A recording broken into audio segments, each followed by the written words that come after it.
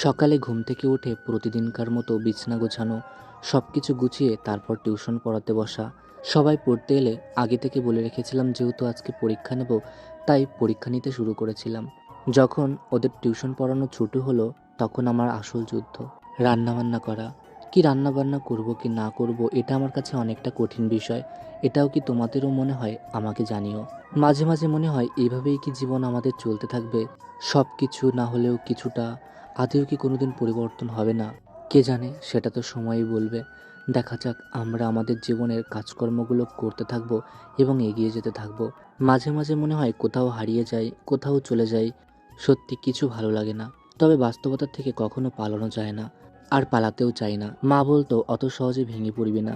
সত্যি কথা বলতে, আমিও তো মানুষ, মাঝে মাঝে খারাপ আমারও লাগে। সেটা না পারি কাউকে বলতে, না পারি সইতে। তখন এই দূরে পালিয়ে যাওয়ার ভাবনা মাথায় আসে। তারপর মনে হয় আমার ভালোবাসার মানুষ তো অনেকেরা রয়েছে, যারা আমাদের খুব ভালোবাসে। যাই হোক, আজকে সকালবেলায় ঘরে ছিল কিছু উচ্ছে। আর আজকে যেহেতু হাটবার, সেহেতু বাজার না করলে বাজার নেই। তাই কি রান্না করব কি না করব, ভাই আমি ভাবছিলাম। তারপর ভাবলাম অত ভাবাভাবি করতে হবে না, যা আছে ঘরে সেটাই রান্না করব। ভাই ওই ঘর থেকে চাল নিয়ে এসেছিল, আর আমি সমস্ত জিনিস গুছিয়ে রান্নাবান্না করতে শুরু করেছিলাম। ঘরে ছিল ডাল, ভাবলাম আজকে ডালই রান্না করি। তারপর ডাল যখন একটু একটু সেদ্ধ হলো, তখন এর মধ্যে কিছু লঙ্কা দিয়ে দিলাম। জলের হাঁড়িতে না খুব বেশি জল দিয়ে ফেলেছিলাম, সেহেতু জলটা কমিয়ে তারপর ডাল রান্না করতে শুরু করলাম। আর ভাইকে ডেকে বললাম, ভাই একটু দোকানে যা, দুটো ডিম কিনে নিয়ে আয়।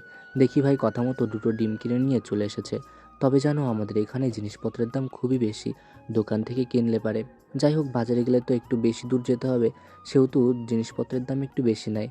রান্নাবান্না করতে এবং কি রান্না করব কি না করব সেটা ভাবতে ভাবতে অনেকটাই বেলা হয়ে যাচ্ছিল। তাই ভাইকে বলেছিলাম কিছু খেতে। ভাই ঘরের থেকে কিছু বিস্কুট নিয়ে এসেছিল, সেইগুলোই আমি এবং ভাই ভাগাভাগি করে খাচ্ছিলাম। আর ভাই না বোতল দিয়ে জল খায়, আমি ওকে মানা করেছি। তারপর দেখি গিলাস নিয়ে এসেছিল, গিলাস দিয়ে খাচ্ছিলাম। আর যে কটা লঙ্কা দিয়েছিলাম ডালের মধ্যে, মনে হচ্ছিল খুব কম হয়ে যাবে, তাই আরও কিছু লঙ্কা দিয়ে দিলাম। কি দিয়ে সোমবার দেবো সেটা ভাবতে মাথায় এলো কিছু পেঁয়াজ দিয়ে সোমবার দিই, কারণ জিরে দিয়ে সোমবার দিলে ততটাও ভালো লাগে না খেতে। দেখতে দেখতে আমার ডালটা প্রায় হয়ে এসেছে, এখন শুধু সোমবার দেওয়ার পালা। তারপর কড়াইতে কিছু পরিমাণ তেল দিয়ে যে পেঁয়াজগুলো কেটে রেখেছিলাম সেগুলো ভালো করে ভেজে ডালটা ঢেলে দিলাম। আর এরই মধ্যে দেখছি ভাত হয়ে গেছে। যেহেতু বালতি দিয়ে ভাতের ফ্যান কাটছিলাম, খুব ভয় লাগছিল। আমার তো ডাল রান্না সম্পূর্ণ হলো, তবে না ডিম সেদ্ধ দিতে ভুলে গেছিলাম। যাই হোক, দুপুরে করে দেবো। তখন দেখলাম কাল রাতে তো বুন্দে ভাজা করেছিলাম, সেই তেলটা বেঁচে ছিল। সেগুলো দিয়ে পাঁপড় ভাজলে কেমন হয়? ভাইকে বলা মাত্রই ভাই ওই ঘর থেকে দৌড়ে গিয়ে পাঁপড়ের প্যাকেটটা নিয়ে এসেছিল। আর আমাকে তো একজন বলেছিল যে ডাল রান্না করলে পাঁপড় দিয়ে খাবে। দেখো, আজকে ডাল রান্না করেছি আর আজকে পাঁপড়ও ভেজে নিয়েছি।